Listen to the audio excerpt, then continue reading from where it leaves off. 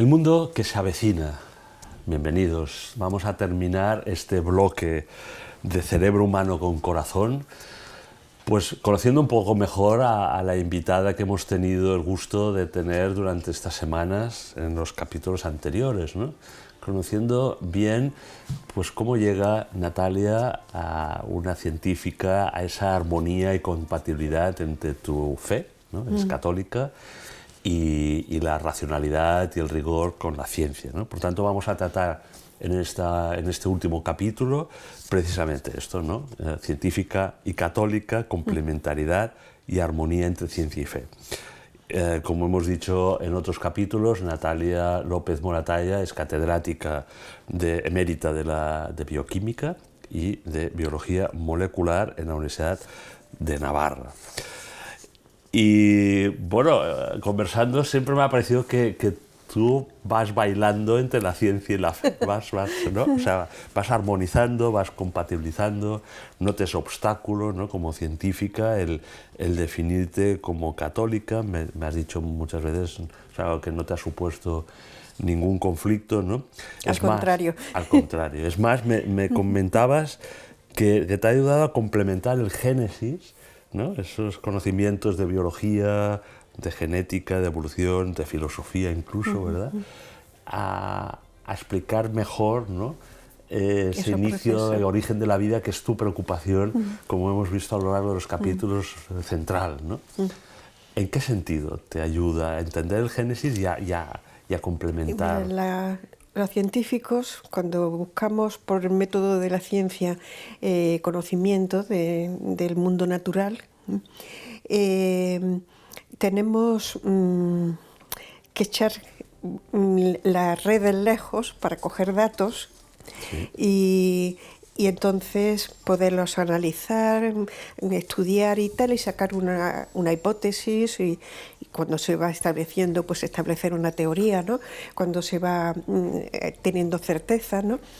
Y entonces, para mí, el Génesis, especialmente los primeros capítulos del Génesis, han sido la orientación para lanzar las redes, o sea, lo que buscabas. Yo he buscado siempre y sigo buscando cómo Dios hizo las cosas, sabiendo que las hizo, eso no tengo ningún problema, por fe y por razón, lo he tenido siempre, ¿no? He admirado la creación y la admiro. Ahora estoy sacando La belleza, Es un libro, un libro que estoy preparando, ¿verdad? Sí. La evolución en busca de la belleza, o sea, decir que me ha interesado siempre saber cómo Dios hizo a Adán y Eva y cómo hace a cada uno de los hombres, ¿no? Con lo cual he cogido esos dos puntos, el origen de la persona, de cada uno, y el origen evolutivo de los primeros, ¿no?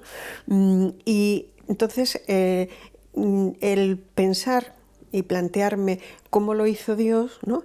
Me ha hecho buscar y encontrar, sobre todo, datos que decían, anda, pues es que esto pudo ser así, ¿no? Es decir, nunca podré decir, Dios hizo tal cosa, ¿no? Sí. Tal animal, tal persona, tal, de esta forma, pero pudo ser así, ¿no? Y es muy coherente porque, claro, ¿qué ocurre con la relación ciencia y fe? Que la fe nos da el sentido profundo de todo lo que existe, ¿no? De todos los procesos y de todo el mundo natural, ¿no? Físico o biológico. Nos da ese sentido. Pero claro, todos los seres vivos, toda la naturaleza, todos los seres creados tienen un sentido propio. Con lo cual hay un sentido propio y un sentido profundo. Ponerlos en relación es muy fácil. Bueno, por lo menos en mi experiencia ha sido así, ¿no? Y insisto en eso, que a mí el Génesis me ha hecho echar las redes, buscar, o a veces sin buscar, darme cuenta, ser consciente de que ese dato podía tener un papel importante en unir su sentido natural, que lo descubrimos con la ciencia, no solo con el cálculo, la experimentación y tal, sino reflexionando, podemos decir, teorizando la ciencia, haciendo hipótesis, haciendo teoría con esos datos, pues necesitas unos datos, y esos datos los percibes si estás si tiene el run run debajo de cómo ha hecho Dios esto, Sí. entonces te es muy fácil decir, pues mira, pudo ser así, así, así, y qué bonito esto que dice, con su sentido profundo, qué bonito es, porque nos muestra cómo lo hizo Dios. Para mí, y luego pues, habrá mucha gente que encontrará otros datos, que lo verá de otra forma, pero la pregunta es la misma y tiene ese fundamento en que es una armonía de sentidos. El sentido profundo que nos da y el sentido propio natural que tiene todo lo creado, ¿no? Entonces nos encontramos con un problema de fe normalmente, que es el tema del pecado original. O sea, si tenemos una mentalidad carroza de que la evolución y la evolución humana es puramente darwinista, fruto del azar y de la selección natural que va eligiendo, etcétera, etcétera, pues tendríamos que pensar en Adán y Eva, como surgen muchos y han creado que Adán y Eva es un mito, ¿no? Pues en el seno de una población pecaron todos, no pecaron todos, pecaron unos, como quiénes eran los primeros, tal, ¿no? Entonces, bueno, durante un tiempo ha sido un tema y ahí ha surgido pues, ideologías del tipo el pecado original, un cuento que hace para dominar la iglesia y tal no sé cuánto, hace culpables y entonces ya os tiene dominado, bueno, todas las tonterías que se puedan decir en ese sentido. Pero claro, uno coge el Génesis y dice, ¿cómo hizo Dios a Adán y Eva? Pues cogió barro de la tierra, es decir, que estamos en un proceso evolutivo, no sale de la nada, ¿no? Hay una materia de la tierra, sí. de la tierra. Dios lo amasa, para mí esa fue la palabra clave. Dios amasa y llegan a ser seres vivos. O sea, esa frase a mí me ha dado para escribir un libro entero. Porque, es decir, venimos, y la ciencia te dice, pues venimos del Australopithecus afarense del año 5 millones, lo que sea, bueno, lo que te vaya diciendo, ¿no? No quiero decir, bien, entonces lo amasa, es decir, hay un proceso evolutivo. ¿Qué proceso evolutivo hay en los primates? Pues es una reordenación de cromosomas que ocurre en el momento de la fecundación.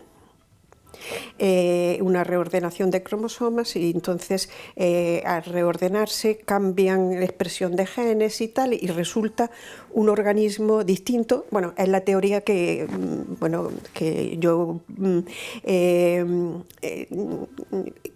concibo, como acepto, ¿no? Que no es el darwinismo, que sirve para otras cosas, es decir, que hay un cambio en la reorganización de los genes y por tanto expresiones nuevas, surge una cosa nueva desde una pareja anterior y luego esos intermedios con una mutación, ¿no? Un cambio respecto a sus progenitores hace que son menos fecundos entre sí, se pueden reproducirse con los anteriores y llega un momento en que aparecen con los dos partes áreas del genoma, el genoma completo cambiado. Entonces, estos primeros y estos son irreproducibles entre sí. Luego, lo que conocemos que ocurre, algunos lo han llamado equilibrio puntual, que no es exactamente, pero es decir, hay una selección que es la propia estructura misma de ese organismo. Es decir, puede salir inviable y no sale, o si es viable, se ha separado de la especie anterior en 2 o 3 generaciones. Es así, ¿no? Y sin embargo, pues Darwin hay una... Entonces ya no tenemos poligenismo, que sí hay una incompatibilidad con el pecado original, que es un pecado personal de uno y una, que nos dice claramente el Génesis, ¿no? Bueno, pues vamos a ver, entonces, ¿qué elemento evolutivo hizo Ahí tenemos dos cosas. Por una parte, cómo surgen y cómo se encuentran, cómo se reproducen, cómo son primeros padres, ¿no? Y surgen como uno y una, con la capacidad de procrear, con el mandato de reproducirse, etcétera, ¿no? Bueno, pues entonces vamos a ver datos. Entonces lo tienes ahí, de pronto una alumna me mandó un dato que me resultó interesante y me parece que esto le puede interesar y tiene que algo que ver con lo que nos decía en evolución y tal. Bueno, pues efectivamente, entonces estudio las diferencias, bueno, eso se conoce, es decir, yo la voy buscando, las diferencias del genoma y tal, y me encuentro con que hay una, que es lo que me mandó esta alumna, ella estudiaba el cromosoma Y y me dijo, mire, es que solamente el cromosoma Y del hombre, humano, tiene una parte que no tiene el resto de los animales. O sea, el cromosoma Y se ha ido guardando la información, echándosela al X y es muy pequeño y con lo que llamamos un desierto genético, ¿no? Tiene muy poca información. Y aparece en el hombre una información nueva que justamente tiene que ver con las conexiones del cerebro. Bien, pues por aquí hay algo, ¿no? de ahí. Bueno, sigo trabajándolo y tal, para que se dé ese paso de información del X al Y, tiene que duplicarse el Y, total que llega el Adán primero, que no es personal, que es una forma de hablar del genoma completo humano, o sea, toda la dotación genética del ser humano, hombre y mujer. Por lo tanto, si se saca el XX, una especie, no es una gemelación porque tampoco son hijos, son los primates que le dieron paso, los Australopithecus fueron uno y una, hay un cromosoma Y, bajo el signo del varón, por tanto es un Adán, el genoma completo. Ahora, si yo saco el XX, de ahí me queda el XY, X es sacada en el sueño embrionario y queda ahí, o sea, literal, ¿no? Vamos, me resulta, o sea, yo no digo que esto sea ni dogma de fe ni dogma científico, o sea, es decir, es una explicación. ¿Por qué? Porque, ¿qué dice el Génesis? El Génesis lo dice muy, muy claro. Hay barro, materia de la tierra viva, hay un proceso evolutivo, hay un cambio, y Dios le infunde el alma, llega a ser persona, ¿no? y sale Adán y Eva con creados, ¿no? Al mismo tiempo y con la función de multiplicarse, es decir, hombre y mujer, marido y mujer, ¿no? Que son los padres del género humano. Quedaba ahí una cosa, esto sí me lo aceptaron, me lo publicaron en una revista de teología, claro, los animales se aíslan con un aislamiento reproductor, es decir, no son miscibles entre sí. El XX que decía antes y el X', el que tiene los cambios, son inmezclables entre sí, por eso se separan. Entonces pasó así en el hombre. Adán y Eva pudieron haberse unido con animales, con sus antecesores o lo que sea. Bueno, podría haber ocurrido que en este sentido, pero de nuevo el Génesis, Adán ve a Eva y se prenda. Yo me acuerdo que cuando me di cuenta estaba explicando en clase y dije, pues es que hay un reconocimiento procreativo, más que un aislamiento procreador, es decir, se reconocen como hombre y mujer, reconoce la belleza, la atracción de esto.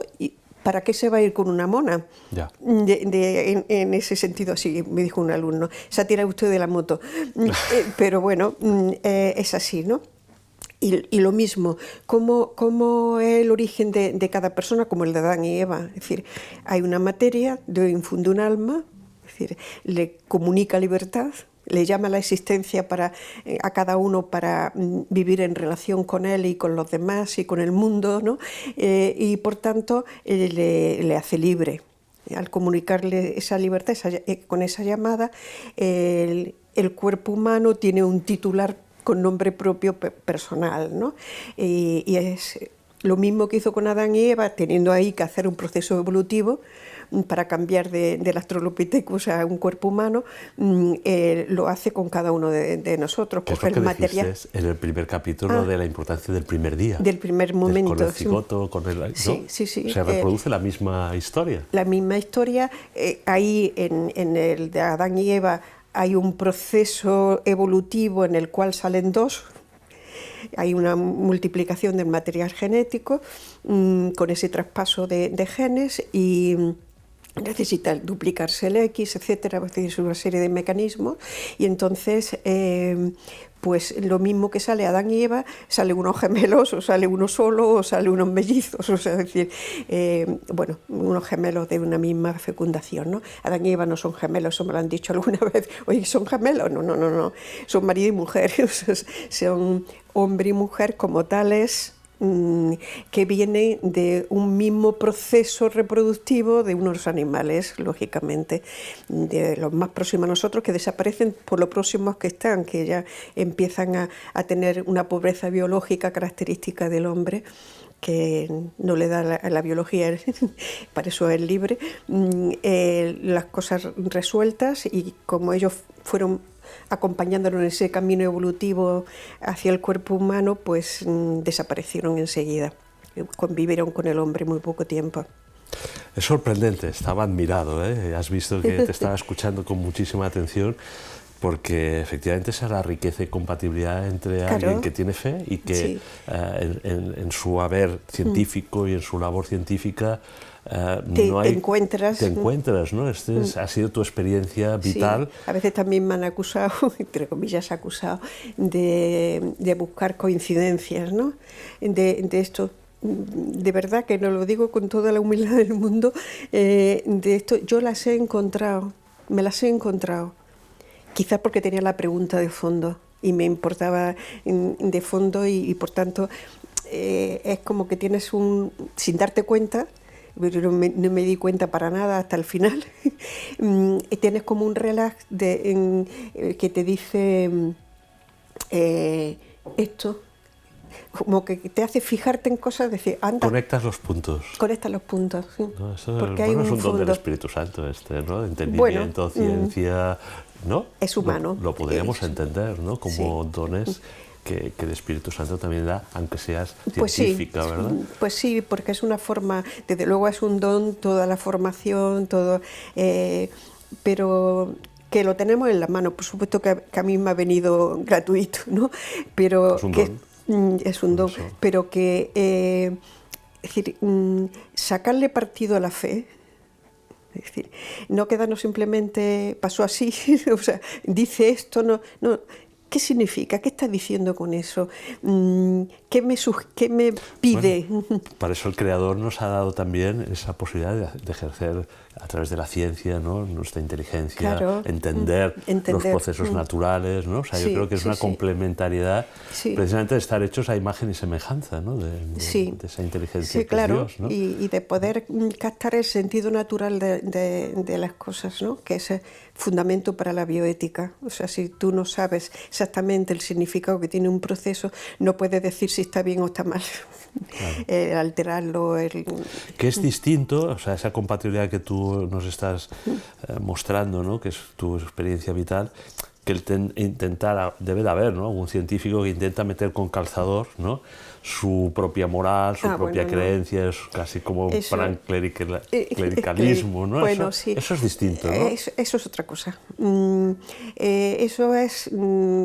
Si tú la fe la has hecho cultura, la has racionalizado, has encontrado el sentido de lo que te dicen, no todo lo de la fe tiene la Santísima Trinidad, pues no, bueno, a saber, pero estamos hechos a imagen y semejanza de Dios, que es trino, pero así directamente yo lo que he trabajado es el mundo natural, ¿no? El mundo físico y sobre todo el mundo vivo, porque me importaba el hombre, ¿no?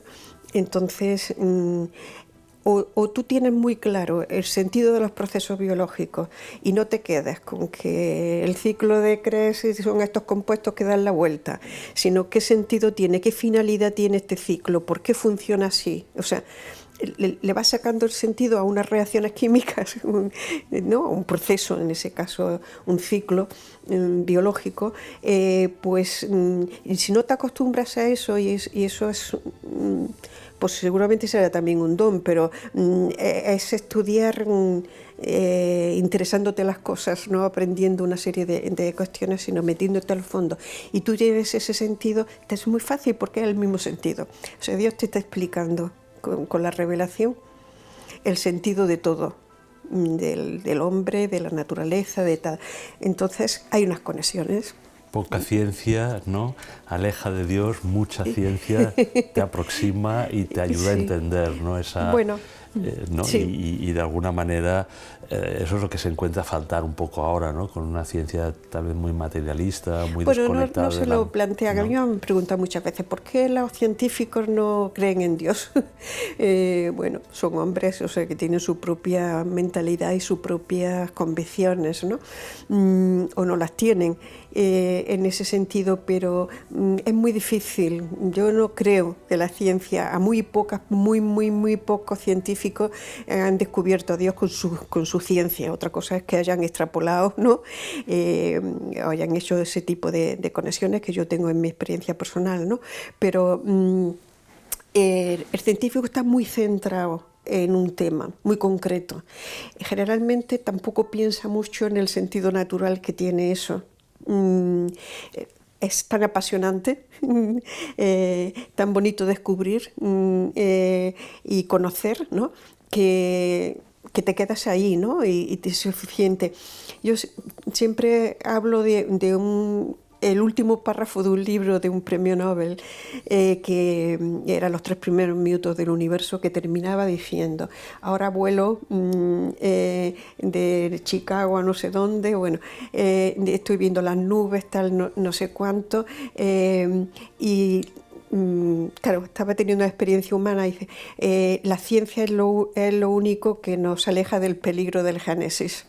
Es decir, refugiarme en la ciencia es lo que estoy investigando, que era impresionante su investigación, ¿no? De ahí decir, eso pasa mucho. Me quito eso, pues simplemente porque me es suficiente con lo que estoy conociendo, ¿no? Con lo que conozco, con lo que programo, lo que consigo, lo que investigo, ¿no? Eso coge mucho. Y entonces puedes estar tratando temas como los 3 primeros minutos del universo y no querer complicarte con el sentido que tiene y la relación que tiene con la creación, ¿no? O sea, es decir, que eso es en general. Pero terminamos, queda medio minuto, pero al final los científicos de frontera, los que estáis ahí, acaban descubriendo el misterio, ¿no? Asombrándose del misterio, ¿no? Muchos de ellos se aproximan un poco. Bueno, es que lo que pasa es que es muy difícil que un científico luego haga una divulgación donde exprese. Tiene que ser una conversión, que entonces ya es un converso que le puede tanto, ¿no? Le impresiona tanto la fe que lo transmite, y muy pocos han llegado directamente como por una catedral, ¿no? Viendo una catedral, a Dios. Es como el hombre en general, el científico un hombre más, ¿no? Claro que sí. Y es muy entretenido la ciencia, es muy curiosa. Natalia, hemos pasado unas semanas y unos capítulos sensacionales, hemos aprendido un montón.